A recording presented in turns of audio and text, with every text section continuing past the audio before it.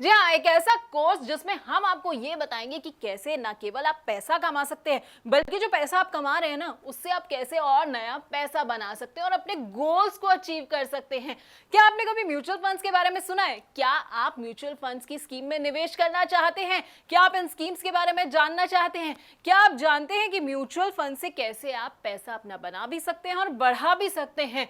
तो अगर आप इन सवालों के जवाब ढूंढ रहे हैं तो बिल्कुल परेशान होने की जरूरत नहीं है, क्योंकि आप ना बिल्कुल सही जगह पर आए हैं। जी हाँ, हम आपको इस कोर्स में देने वाले हैं इन तमाम सवालों के जवाब। हम आपको बताएंगे कि म्यूचुअल फंड्स क्या होता है, कैसे ये स्टॉक मार्केट के साथ लिंक रहते हैं और क्यों आपको और हमें जो है वो म्यूचुअल फंड्स में निवेश करना चाहिए। इसके अलावा हम आपको ये भी बताएंगे कि अगर आप निवेश करना चाहते हैं तो क्या क्या तरीके हैं निवेश के, जैसे आप सिप के जरिए कर सकते हैं, एसटीपी के जरिए कर सकते हैं, आप चाहे तो लमसम यानी कि एक मुश्त पैसा भी निवेश कर सकते हैं। लेकिन कौन सा तरीका आपके लिए सही है, ये हमारे कोर्स में हम आपको बताएंगे। अगर आप म्यूचुअल फंड्स के बारे में और बेहतर डिटेल्स जानना चाहते हैं, जैसे कि आप direct plans, regular plans, different क्या रहता है इनके बीच में, या ग्रोथ और डिविडेंड ऑप्शंस क्या होता है, इनके बारे में जानना चाहते हैं, तो वो भी हम आपको इस कोर्स में बताएंगे। हम आपको बताएंगे कि भाई अगर आप अपने लिए कोई फंड चुन रहे हैं ना, तो आपको कौन कौन से फैक्टर्स को कंसिडर करना है, जैसे कि आपके गोल हो गए, आप कितना रिस्क उठा सकते हैं, आपकी उम्र क्या है और किस तरह का प्लान जो है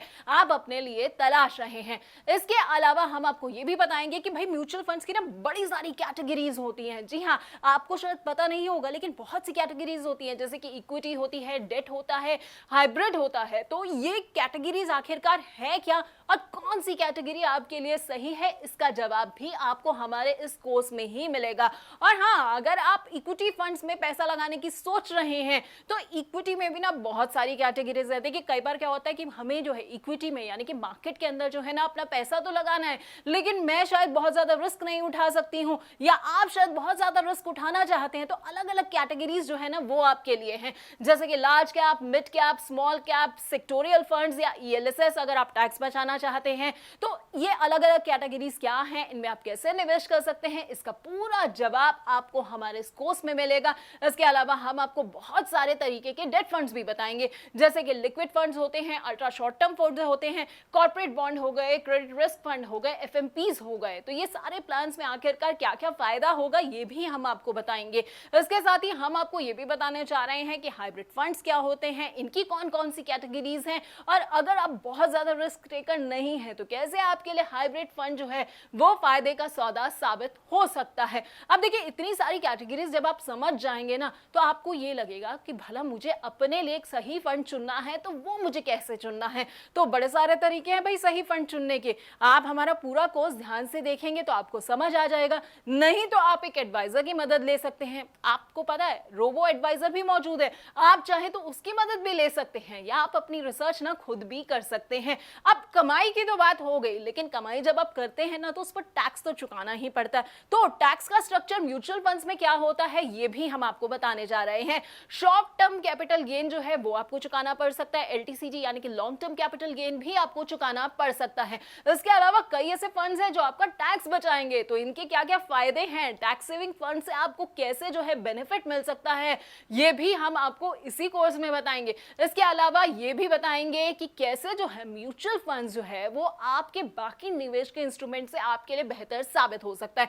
यानी कि बाकी जितने भी इन्वेस्टमेंट इंस्ट्रूमेंट्स है ना उनसे हम म्यूचुअल फंड्स का एक कंपैरिजन आपको करके दिखाएंगे, जैसे कि पीपीएफ से कंपैरिजन होगा, मार्केट के मुकाबले म्यूचुअल फंड्स किसके लिए फायदेमंद है, या एफडी ईटीएफ के मुकाबले जो है म्यूचुअल फंड्स कहां पर स्टैंड करता है। अब आप सोच रहे होंगे कि क्या मैं म्यूचुअल फंड में निवेश कर सकता हूं, क्या मैं अपने बच्चे के नाम पे म्यूचुअल फंड्स में निवेश कर सकता हूं। तो अगर आपके दिमाग में ये सब सवाल उठ रहे हैं ना, तो इन तमाम सवालों के जवाब आपको हमारे कोर्स में मिलेंगे। हम आपको आपके एज के मुताबिक जो है ये बताएंगे कि किस तरह के आपको फंड चुनने चाहिए। अगर आप एक एनआरआई हैं और हमारा कोर्स देख रहे हैं तो आपके सवालों के जवाब भी इसी कोर्स के अंदर है। जी हाँ, एनआरआई के तौर पर जो है किस तरह से आप म्यूचुअल फंड में निवेश कर सकते हैं, इसका जवाब आपको मिल जाएगा। अगर आपको अपने म्यूचुअल फंड्स के लिए एक नॉमिनी को चूज करना है तो कैसे ये प्रक्रिया होगी पूरी, ये आपको हम अच्छे से समझा देंगे। इसके अलावा अगर खुदा न खास्ता किसी की मृत्यु हो जाती है, जो व्यक्ति जो है निवेश कर रहा है अगर उसकी डेथ हो जाती है तो उसके बाद क्या होगा, उसके नॉमिनी को ये सारा पैसा म्यूचुअल फंड्स के जरिए कैसे मिलेगा, ये पूरी प्रक्रिया हम आपको विस्तार से समझाने वाले हैं। इसके अलावा ना आपको म्यूचुअल फंड्स के साथ बड़ी सारी फैसिलिटीज मिलती हैं। अब चाहे तो आप इंश्योरेंस का फायदा भी उठा सकते हैं। आपको पता है कि आप ना म्यूचुअल फंड्स के अगेंस्ट जाके जो है लोन भी उठा सकते हैं। इसके अलावा मान लीजिए कि कभी आपके पास पैसे की तंगी हो जाए, आपको लग रहा है कि आप अपना सिप्स जो है वो नहीं भर पा रहे हैं, तो आप ये भी कर सकते हैं कि अपना सिप्स जो है वो थोड़े दिनों के लिए रुकवा भी सकते हैं। तो तमाम तरह की फैसिलिटीज जो है वो हम आपको बताएंगे जो आपको म्यूचुअल फंड्स के साथ मिलेंगी। इसके अलावा म्यूचुअल फंड चुनते हुए अक्सर हमसे कुछ गलतियां हो जाती हैं, जो गलतियां करना आपके लिए काफी भारी भी साबित हो सकता है। तो ऐसी कौन सी गलती है जो आपको नहीं करनी है, कौन कौन सी ऐसी गलतियां हैं जो अक्सर निवेशक कर जाते हैं, ये हम आपको विस्तार से समझाएंगे अपने कोर्स के अंदर। और क्या आपको अपने फंड की परफॉर्मेंस रोजाना चेक करनी चाहिए? अगर आप ऐसा सोच रहे हैं तो आप शायद गलती कर रहे हैं। तो आपको कब कब अपने फंड का परफॉर्मेंस चेक करना चाहिए, हम आपको अच्छे से समझाने वाले हैं इस कोर्स के अंदर। तो इस कोर्स को ना हमारी टीम ने बड़ी ही मेहनत के साथ एक्सपर्ट्स के साथ मिलकर जो है तैयार किया है, और हमारी कोशिश ये है कि हम आपको म्यूचुअल फंड के हर पहलू से अच्छी तरह से वाकिफ करा सके। तो अब मैं बता देती हूँ कि म्यूचुअल फंड के इस कोर्स में आपके साथ कौन कौन से प्रोफेसर जुड़ने वाले हैं। सबसे पहले मैं आपको बता दूं कि हमारे साथ प्रोफेसर संजय कथूरिया होंगे, जिन्हें आप जानते हैं फाइनेंस की कितनी अच्छी इनकी पकड़ है और आपको कितने बेहतरीन तरीके से जो है ये तमाम टॉपिक्स के बारे में समझाते आए हैं। तो प्रोफेसर संजय कथूरिया जो है हमें म्यूचुअल फंड्स के बारे में और अच्छे से समझाएंगे। इसके अलावा हमारे साथ करणजीत सिंह भी होंगे, जो कि एक सीए हैं, एमबीए कर चुके हैं, और खास बात बता दूं इन्वेस्टमेंट बैंकर है। भाई इन्वेस्टमेंट बैंकर है तो इन्वेस्टमेंट के बारे में इनसे बेहतर तो कोई जान ही नहीं सकता है। तो करणजीत से भी हमें टिप्स मिलेंगी कि किस तरह से हमें इन्वेस्टमेंट करनी चाहिए। इसके अलावा हमारे साथ कर्नल संजीव गोविला होंगे, जो कि रिटायर्ड हैं, और इनकी खासियत मैं आपको बता दूं ये ना सेबी रजिस्टर्ड इन्वेस्टमेंट एडवाइजर है। अब देखिए हम फौजी का इनिशिएटिव जो है वो ये चला रहे हैं, तो ऐसे इन्वेस्टमेंट एडवाइजर अगर आपको आकर सामने से एडवाइस करेंगे कि किस तरह के म्यूचुअल फंड्स को आपको चुनना चाहिए, तो इससे अच्छा क्या हो सकता है।